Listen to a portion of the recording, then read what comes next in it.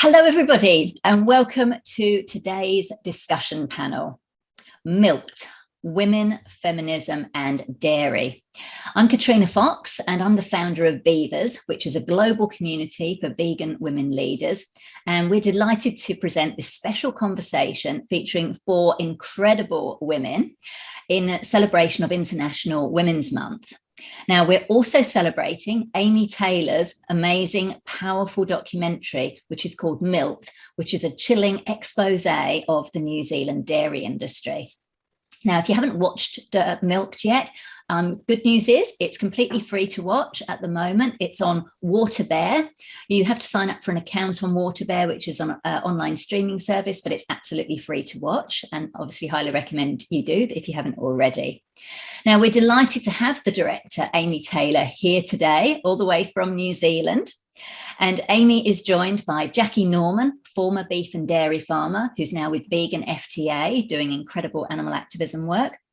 Jessica Strathdee, who's the New Zealand founder of Mothers Against Dairy, and Jess is also a former dairy farm worker.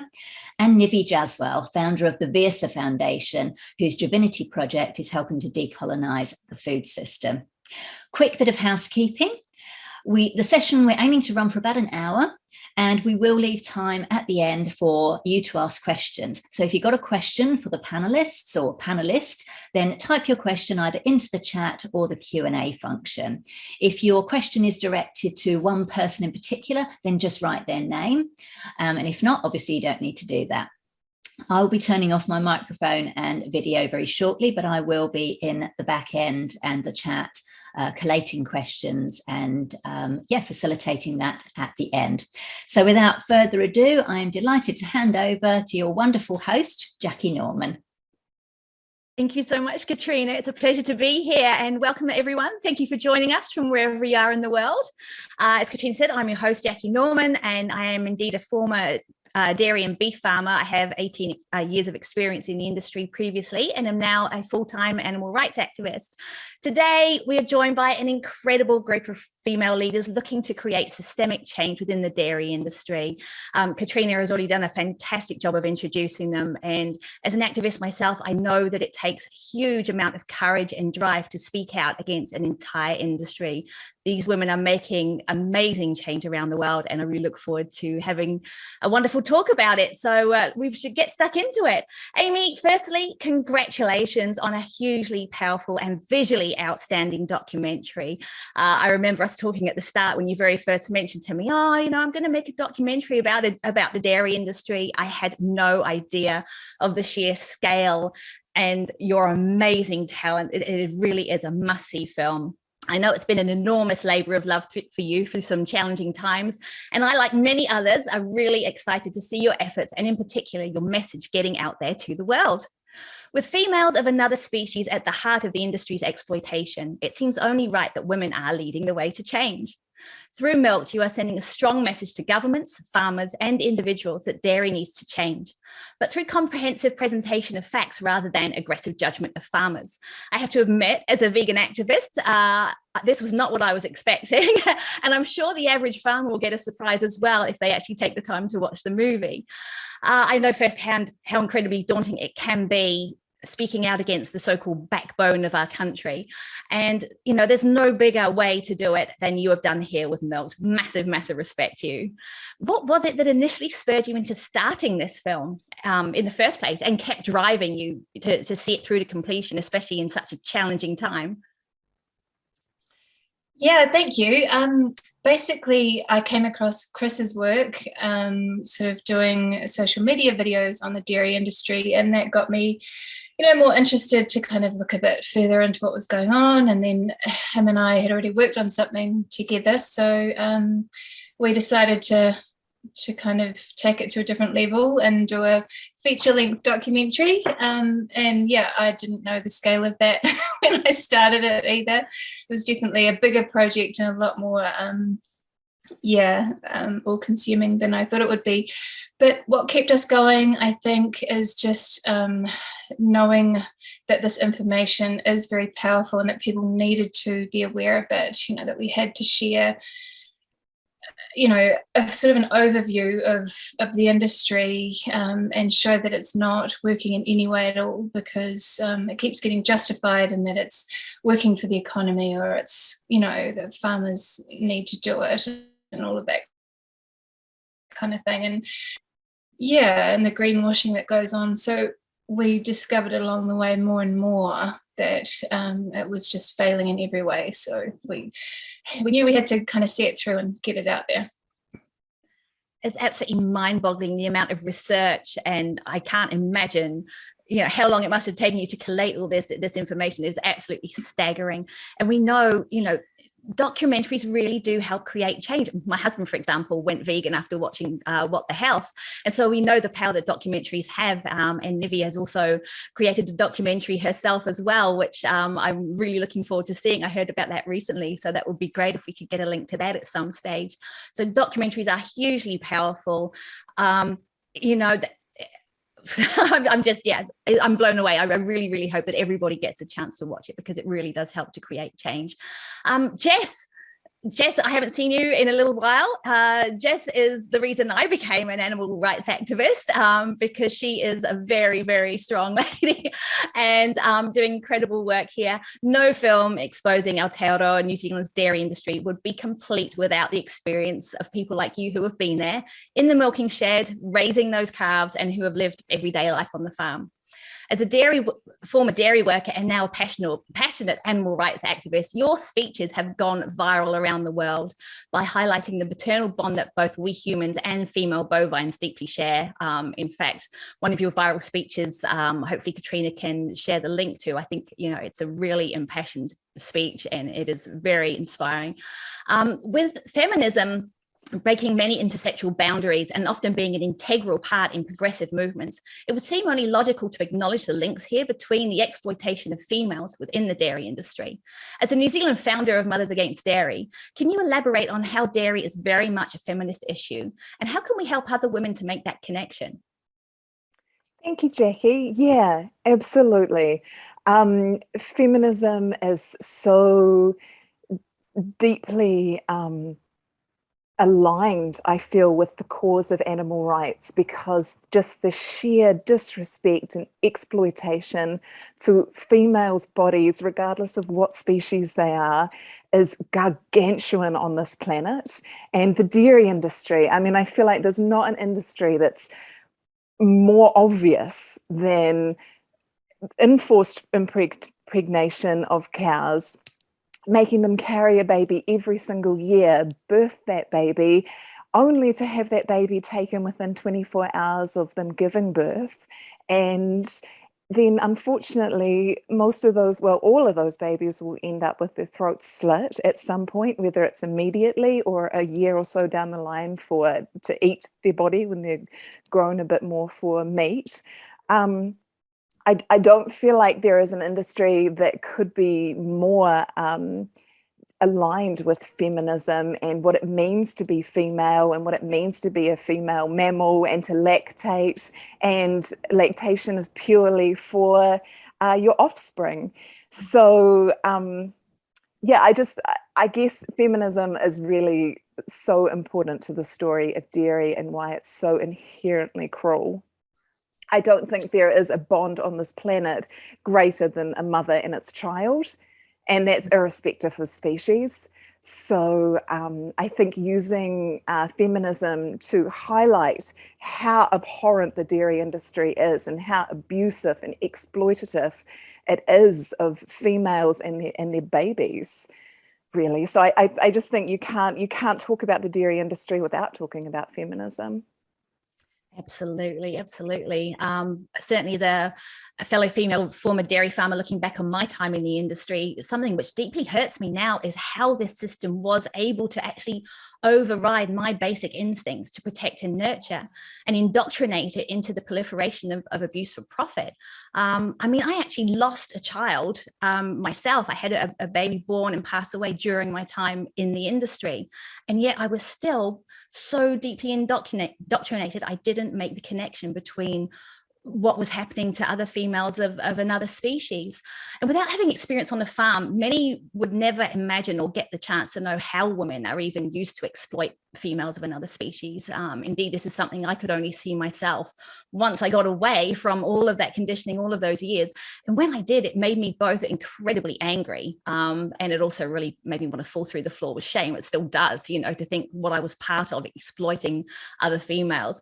Are you able to share with us your experience of realizing this and how wrong it is for the industry to be actively desensitizing women from female nature for profit?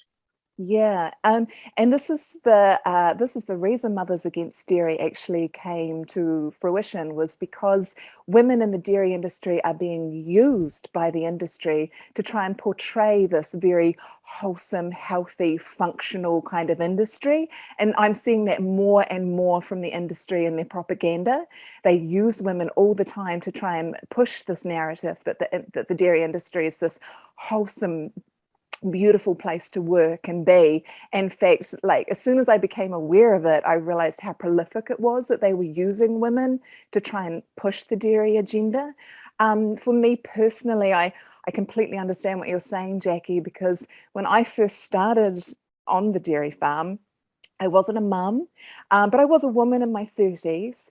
And I remembered my very first milking season. I stood in the dairy sheds milking the cows, and I felt this overwhelming sense of feminism. I felt like we were women working together. Like, here I was, and I was being able to touch this really intimate part of their bodies with the milking cups. And I remembered feeling quite empowered by it.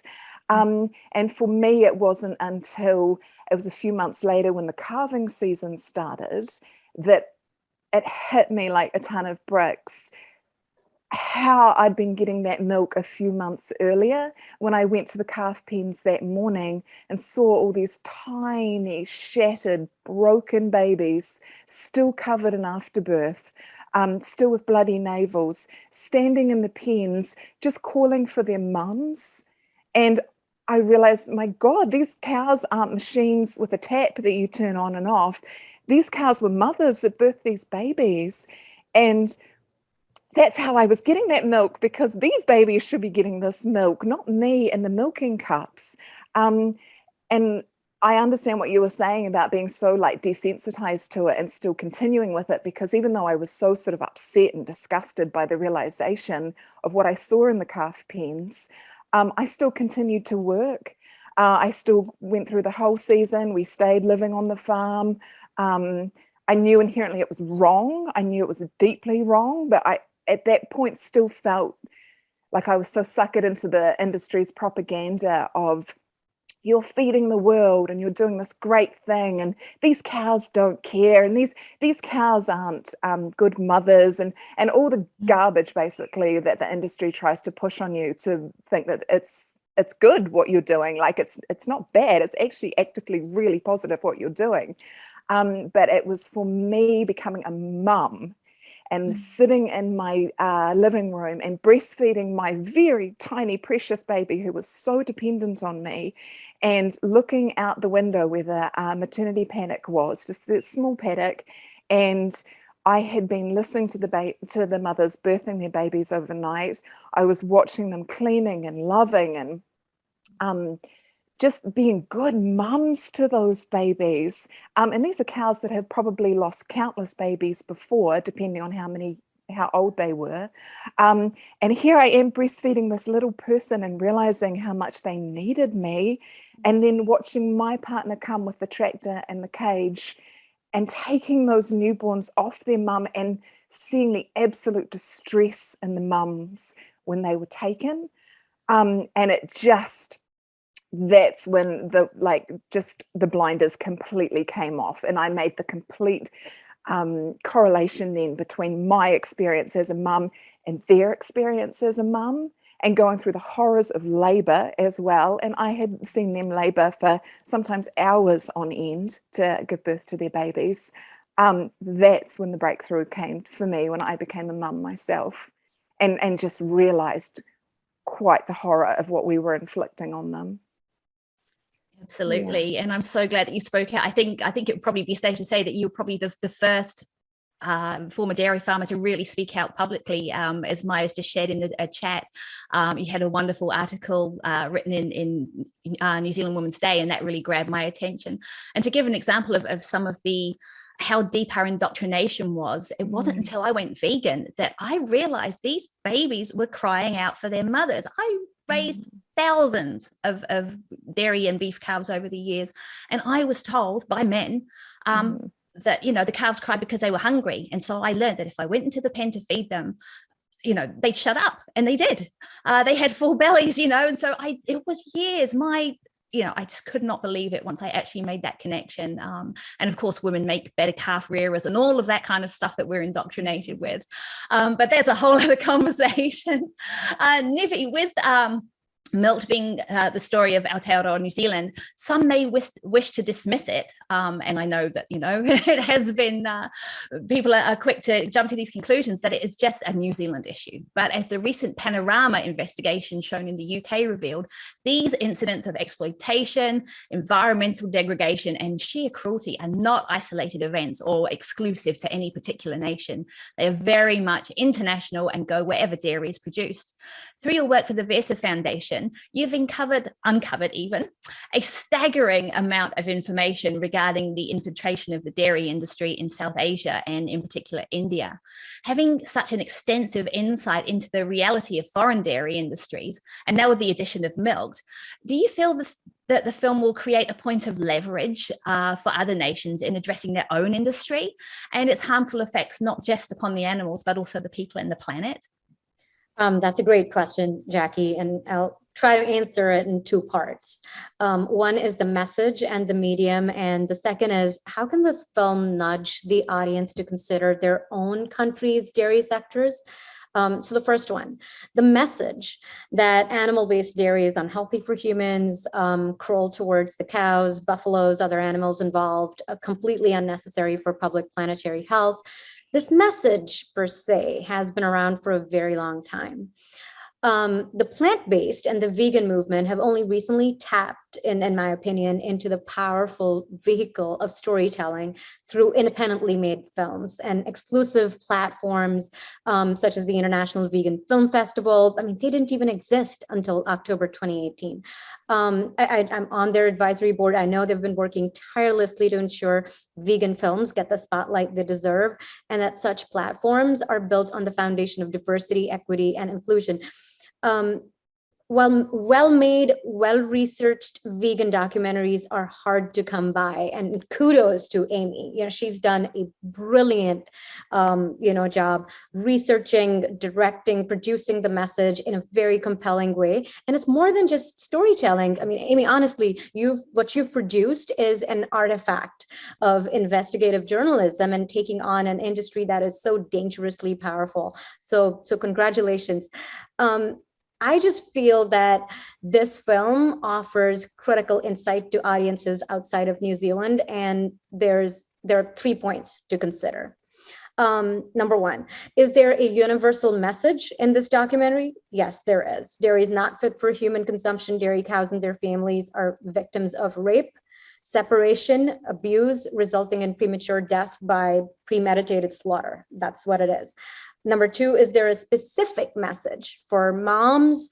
Is there a specific message for ethnic minorities and communities of color in this documentary? Yes, there is. Both these audiences, as Jess has mentioned, you've been talking about this as well. Both these audiences are carefully profiled and targeted by dairy advertising. Is there a lesson for media content creators, especially female creative professionals in other countries? Absolutely, there is. One of the key objectives of good content, whether it's film, whether it's research, is to inspire other filmmakers and researchers to investigate similar stories in their own backyard and to expose the linkages that help consumers see how this very brutal, very cruel, very anti-divine feminine global dairy complex really operates. So absolutely, I think there's a lot of insight here. There's a lot of, I see that, a lot of mirroring that this film will offer to audiences in every part of the world, and especially ones that are the leading producers and consumers of dairy. And dare I suggest, Amy, I think that, let's get this documentary subtitled in Hindi. I mean, we really need to ensure dairy farmers and in the dairy industry, vast majority of them tend to be female, and especially in South Asia as well. They're subsistence farmers. They don't have large dairy farms. They're really small dairy farmers, and they don't speak English for the most part. And I think that for us to be able to reach them with your powerful message, if we can get some subtitling happen, and I'm very happy to discuss this offline as well. I just wanted to put it out there. Yeah, we do have Hindi subtitles. It should be up on Waterbear at the moment. So we've got a few different languages. Yeah, so we're going to add more also as we go, but we do have, Hindi for now. Just what's needed. Yeah. Fantastic. It will definitely make a huge difference. I know in an interview, Nivi, you were saying that, to get the message across to the people that you were wanting to learn and to target in India, you needed to make your own documentary. So this will be fantastic to be able to share this documentary as well with people of other cultures and still get that message across, because it's not New Zealand's problem, it's everybody's problem. And Amy, our waterways here in clean green Aotearoa provide a narrative focal point and a brilliant example of how the production of dairy affects each and every one of us, regardless of whether we choose to consume it or not. For example, in the recent lead up to this panel, I believe it was Greenpeace and the New Zealand Cancer Society released a damning report as to how our drinking water is so contaminated with nitrate due to our intensive animal agriculture. In large parts of the country, the poor quality and the proven risk to our health, which is showing in our cancer statistics, is actually in breach of basic human rights. Vouching for this are actually large parts of the country that I wouldn't even consider living due to the water quality. As someone who has seen firsthand and worked with many experts within this field, do you feel that this is an issue that we should be directing our environmental and other intersectional counterparts towards targeting to create a real collaborative effort to dismantling dairy?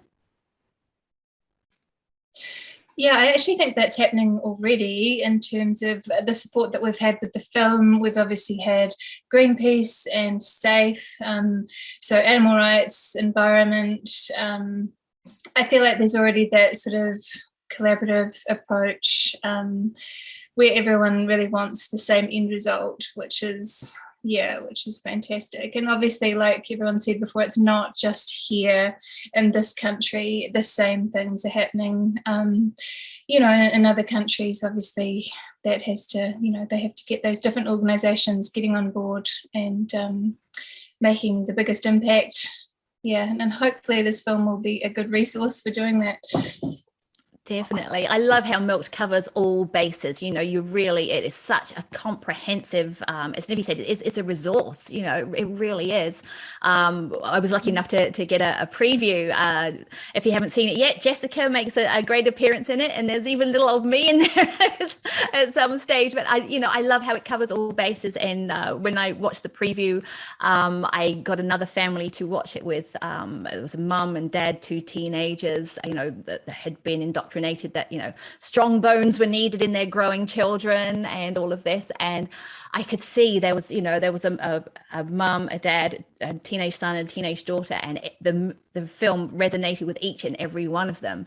Whether it was on an environmental aspect or just the sheer size of the industry. There was obviously the animal welfare issues.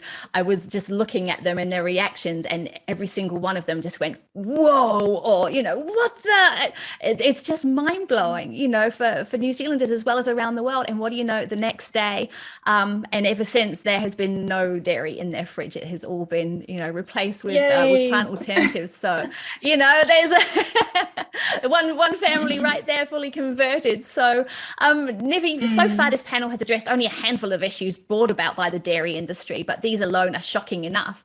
With your extensive background in consumer behavioural marketing, do you feel the issues in the film raises and the extended discussion we're having here today, having the potential to really shift the average consumer's choice, just like I was saying with my friends, or where else do you feel the best place is to apply pressure in order to further that behavioural change?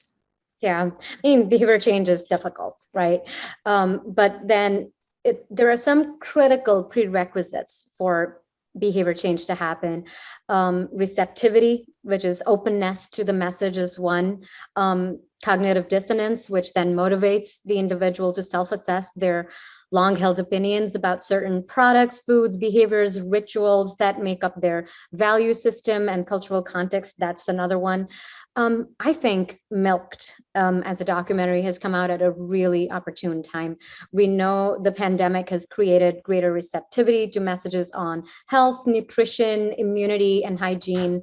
There are extreme climate events that have created a sense of urgency to find solutions. We know there is geopolitical upheaval in certain parts of the world at this point. There is ideological divisiveness, greater mistrust in big government, big business. Whenever there is chaos, we as humans, we strive to make a greater sense of our own worlds. And this is a necessary emotional imperative to achieve some semblance of balance. And at a time of great disruption, I feel films that like Milk are a key drop in the ocean of all the messaging out there that consumers are increasingly exposed to. And this is the right moment for planting those seeds of cognitive dissonance and have audiences explore for themselves the white lies, the lies that they've been told in plain sight for generations on end.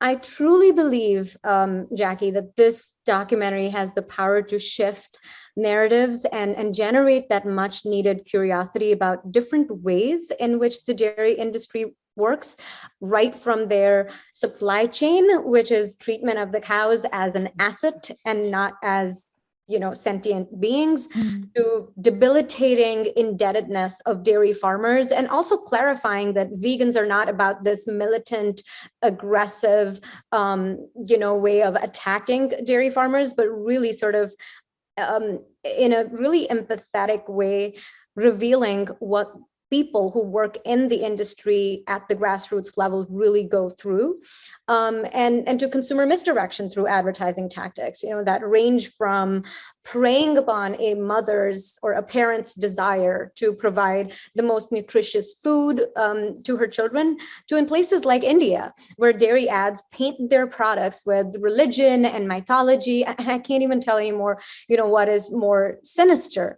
The best place to trigger behavior change is to offer consumers the real story and let them decide for themselves. And I think that Amy's work does exactly that. Absolutely. It really does. And like you say, it's non-judgmental, it's non-aggressive. It just does a fantastic job of presenting the facts. And there are a lot of facts and saying, laying it all out. These are the problems. This is everybody's problem. And it's about finding the solutions. How do we change this? How do we do it together? And how do we do it by supporting farmers to encourage them to make change, not by pointing the finger? It's wonderful. It's very refreshing. And I know, a lot of people have not expected this approach who are not vegan, and have found it really refreshing and very just really approachable and well done manner. And it is right up there with the health, the cowspiracies, the seaspiracies when it comes to quality, when it comes to information and scale. I mean, you've just absolutely knocked it out of the park, Amy. It's just wonderful. As a fellow colleague, friend in New Zealand, Amy, I'm sure I can speak for many when, I can say we're so proud to see the successful launch of Milt on Water Bear Media. And already the impressive number of accolades that the film has already received. I'd love to know what is next for Milt. I know you had a complete nightmare with having so much amazing footage that you could only fit into, one feature-length documentary. We understand this is only the first step in the campaign to halt New Zealand's greatest failing. Yeah, we have quite a lot planned still, so the work has not ended. The next big thing is that we have the film releasing on Plant-Based News YouTube channel, which will really help. That's this weekend, so that's going to really help sort of get a wider audience, because not everyone wants to log into a new platform like Waterbear, so at least YouTube will make it more easily available. We've launched a petition on change.org, which is to reduce the global dairy herd by 25% by 2025. So we've got this petition that Plant-Based News are helping us with also. basically, we just want to draw attention to the issues of the dairy industry in that petition, and the idea is that we need to present it at the next COP conference, so that yes, we basically are saying we are doing our part for the global methane pledge, which New Zealand so far are ignoring the fact that they've signed onto this thing to reduce the methane, and 100 other countries, same thing happening. So anyway, we've got the petition, we've got educational material coming out for schools, well, for universities primarily, looking at doing a 1-hour TV cut of the film so that can go on TV channels, so 52 minutes. And we're lobbying government to remove dairy from schools and from the nutrition guidelines. And we're looking at doing a short film following a farmer transitioning, but have to find that person still. fantastic. Yeah, so a few things. That's probably just off the top of my head stuff. But yeah, we would also like to do a parliamentary screening as well. Yeah, definitely here, but in other countries too. So yeah, that would be fantastic. We all know the challenges with calling out our esteemed political leaders in our various countries and getting them to take action and help in creating that change that is so desperately needed. Very exciting. I know when you thought that Milt was finished, you thought you were done and dusted, didn't you? But it seems like you had a lot more work to it's do. never going to end. The The whole thing was meant to be like 1-year project to start with. That's kind of what the plan was. But then obviously COVID and everything else that happens with feature filmmaking, it's pretty huge. So, definitely, and good it's to be at even this more point of a where great it's out in the world. Yeah. Fantastic. And I hope with all my heart, I'm sure it will, that it really gets out there to as many people as possible and helps, it's a game changer. There's no doubt about it. I do have one more question that I wasn't planning on, but I can't resist asking. It's kind of targeted towards Jess, but I'd love all your perspective on it. So I just wrote it down yesterday. So even when I was in the industry as a female, and I believe that my cows were happy because I was gentler with them than other farmers, there was never a day that went past in 18 years that I did not feel sorry for these cows. I would look into their faces, look into their eyes, and I would see the most downtrodden beings I had ever encountered, just born and bred into a daily existence. It was no life, a daily existence of drudgery. As someone who's lived this firsthand, Jess, but also to all of you, what do you have to say to people who believe that life is better here in New Zealand for cows, where they're grass fed, they all get to live outside, we've got the whole greenwashing, clean green image, the whole humane lie. What do you have to say to those people? One thing that I was really lucky to experience on the farm was how intelligent and inquisitive and caring and beautiful cows are just by nature. They're still hierarchical in the herd. They still have a lot of social stuff going on, just like humans. But I would walk around the farm and realize that these deeply sensitive, intelligent creatures were trapped in a small square. And if they weren't trapped in this small square or rectangular paddock, then all they were doing was walking to the dairy shed and back. And that was it for their lives. That's it. On the news, especially, or in the media, we like to see cows in these big open paddocks, and they have like interesting terrain and stuff on the ads. But that is so not the case from what I saw on an intensive farm. Cows are generally strip grazed. So even if the paddock looks big, they're actually in a very small part of it. And they're in a small part that's being, with wires, kept in that small part so that they eat the grass right down, because every blade of grass is important on the farm, because it's really important for their production that they're eating everything. That's why they're trying to get stock numbers as high as they can. So they have to make sure they utilize every blade of grass. And that grass is being weed on, it's being pooped on, it's covered in nitrates.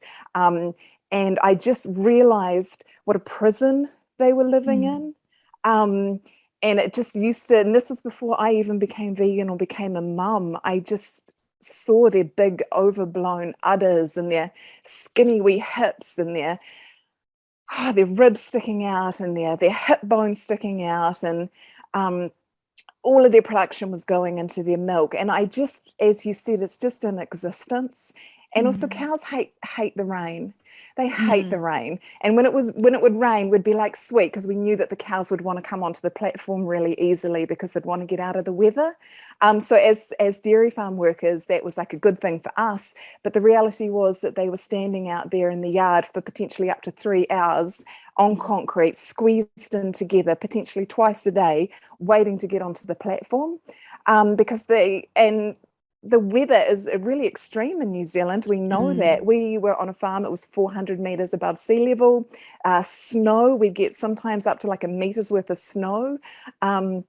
Sometimes they would be birthing in those like terrible weather conditions.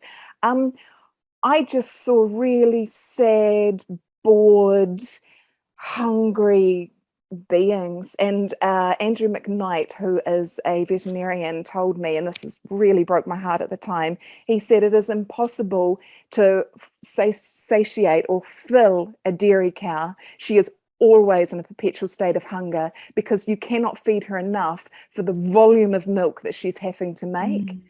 And that just broke my heart to think that they're out there pregnant again. Still, that's why the heads are down and eating the whole time, because they cannot be filled because of the sheer volume of milk that they're producing. It's exactly what you said, Jackie. It's not like clean, green, beautiful existence for these cows. It's just merely a lifetime of drudgery. It really is. And it made me think actually when you were saying before about in the early days how you were empowered as a woman working in the industry. And I also felt very proud of that. You know, I was doing a man's job. I was holding my own, you know, I was involved in every day-to-day part of running the farm. And, you know, I mean, at that stage, I was able to milk 220 cows by myself. And I was very proud of that.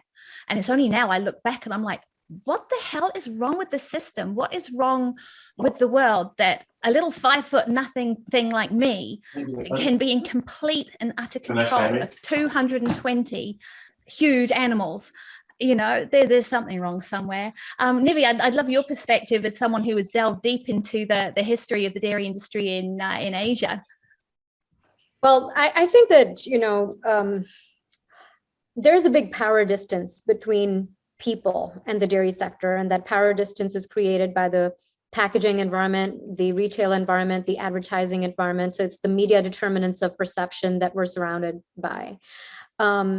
Unless somebody has a firsthand experience of the dairy industry, such as the kinds that, you know, all three of you have, and, you know, frankly, I don't, and I did not go to a dairy farm, or I didn't need to visit a dairy farmer to understand what was really going on in their world and in the cow's world, until I turned plant-based and I turned vegan, and so that power distance exists, and there is not a single human being on the planet unless they're, you know, clinically in a different space, who will say, I'm not compassionate.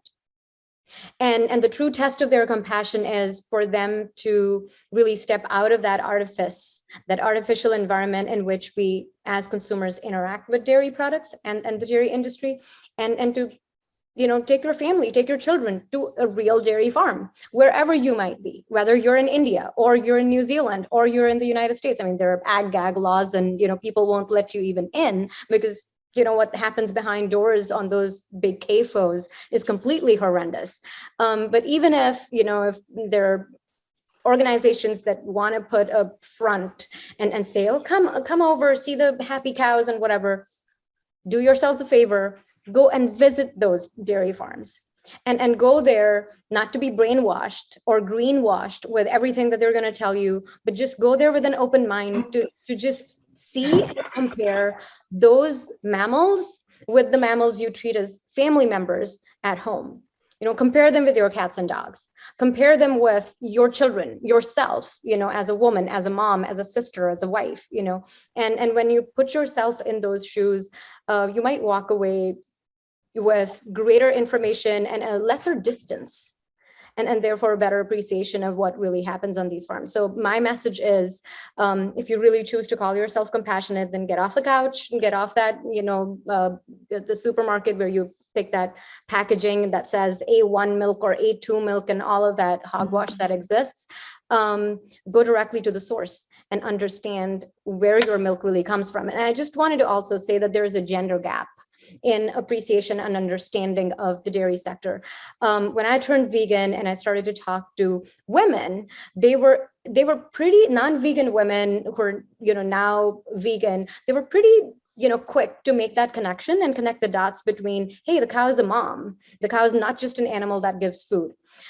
The challenge that I experienced, not shockingly, but very disappointingly with men, was, cows give milk, period. A lot of them, at least majority of them, don't even realize that cows need to be pregnant and lactating to be able to give milk. And that's when the penny dropped on them. So there is a critical, need for us to continue to bridge that gender gap in education and understanding of what the dairy industry really stands for. So I would just say, get off that couch, if you're on vacation or whatever, in beautiful New Zealand, go check out a real dairy farm and educate yourself, or in beautiful India, and go check out what those dairy farms and cooperatives, etc., look like, and you might be in for a surprise.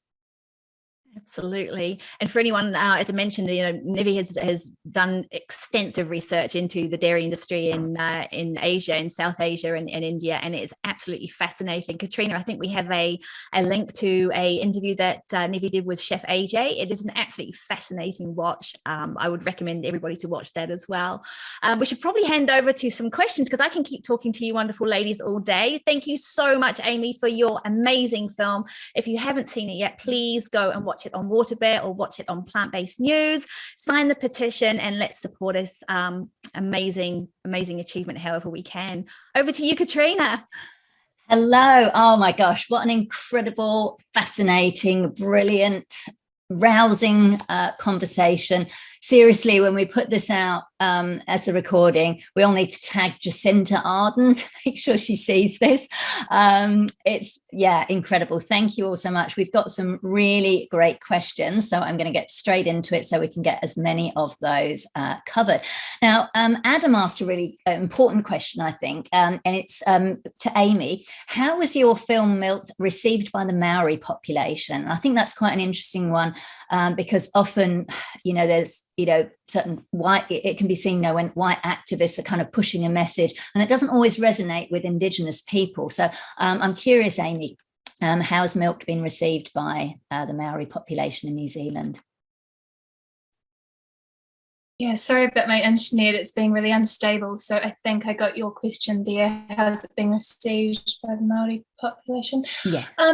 To be honest, it's only just come out, so we haven't had a lot of feedback still. So it's kind of early days. We don't really know. I'd say Chris would be one to answer that question a lot better than I would. He's a lot more connected in, I guess, and so he would know. But I think people appreciate that we are telling a story that is about the Indigenous culture of this country, and that we're really kind of showing how ridiculous it is that we have this industry dominating this country that's not good for people, it's not good for the land, it's not good for the animals. I think people are realizing, no matter what culture you're from, you can kind of see how ridiculous it is that we're doing this. So yeah.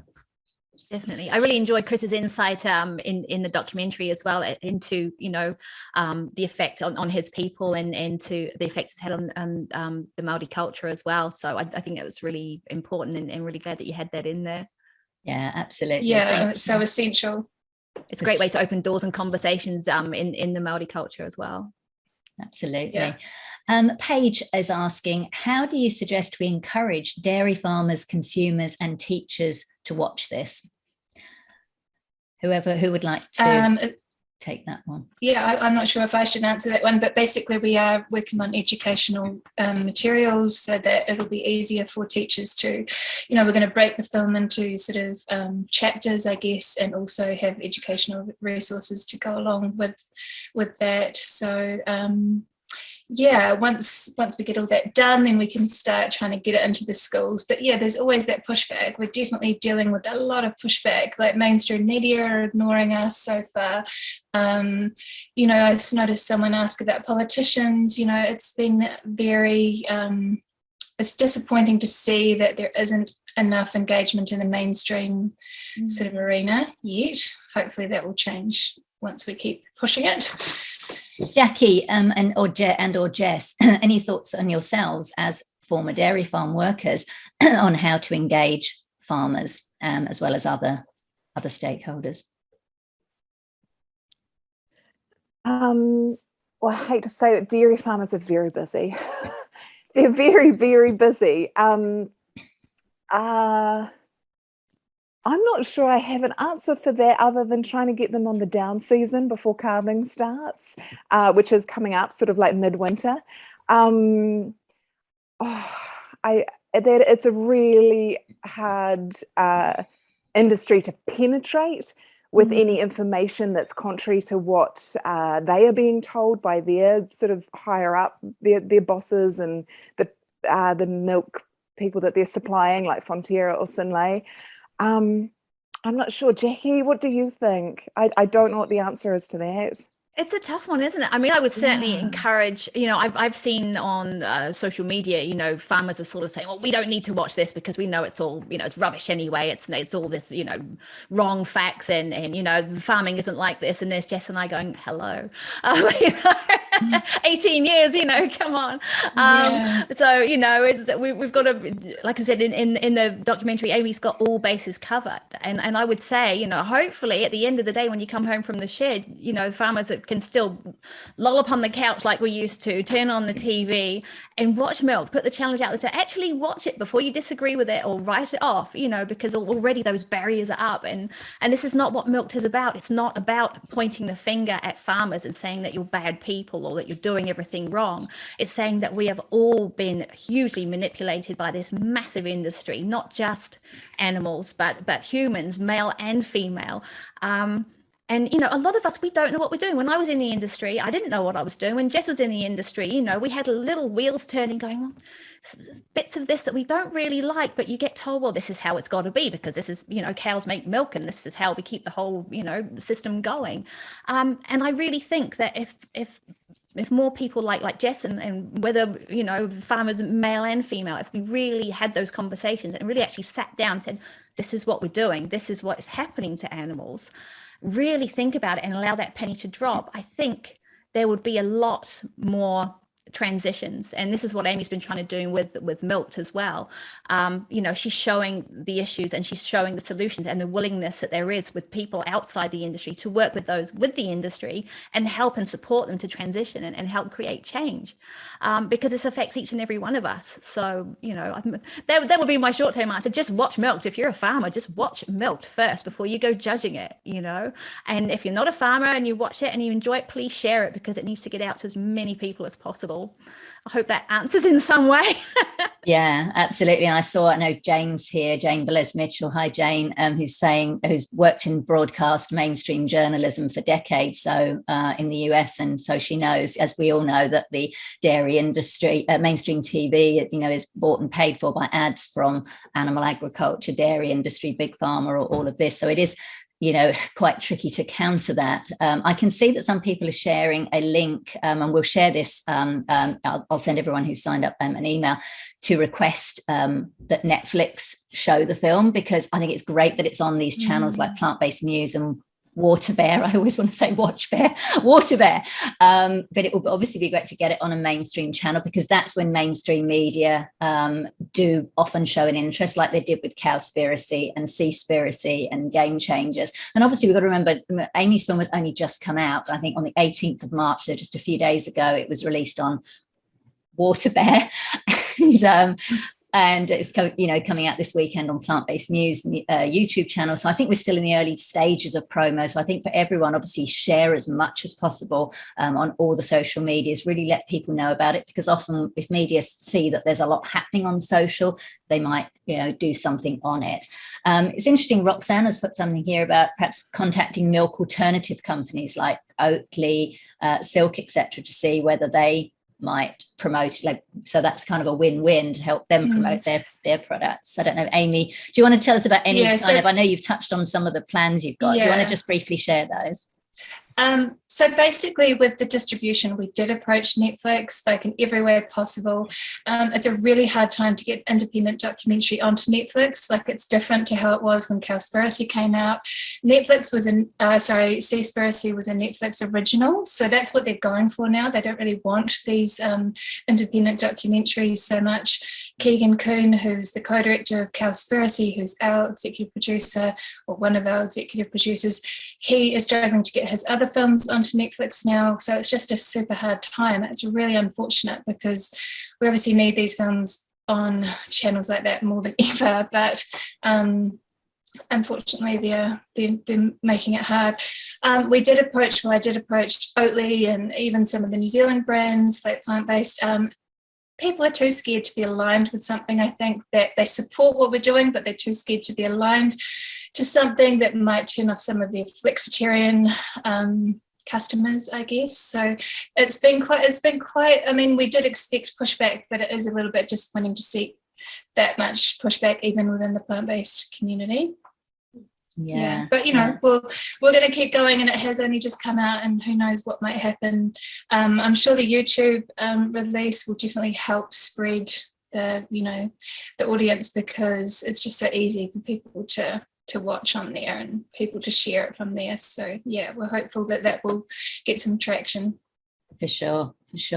Maya's asking, has there been any interaction or response from politicians in New Zealand? I think not including New Zealand Greenies, Chloe Swarbrick or Gareth Hughes. Any response so far? And again, I know it's still quite new, but any response from politicians? Do you have any kind of targeted outreach, or are you planning to contact them? As I say, we will tag Jacinta Ardern when this comes out, because she has to watch this film, and I don't see how she can watch this film and watch the discussion. What are your thoughts? She's there, also Amy? a mother now. She's a mother now, exactly. Yes. Hopefully she will. And she's from Morrinsville, which is like one of the biggest dairy farm areas in the country, and so that's an interesting one, because she's got kind of ties to the industry through friends and family, no doubt.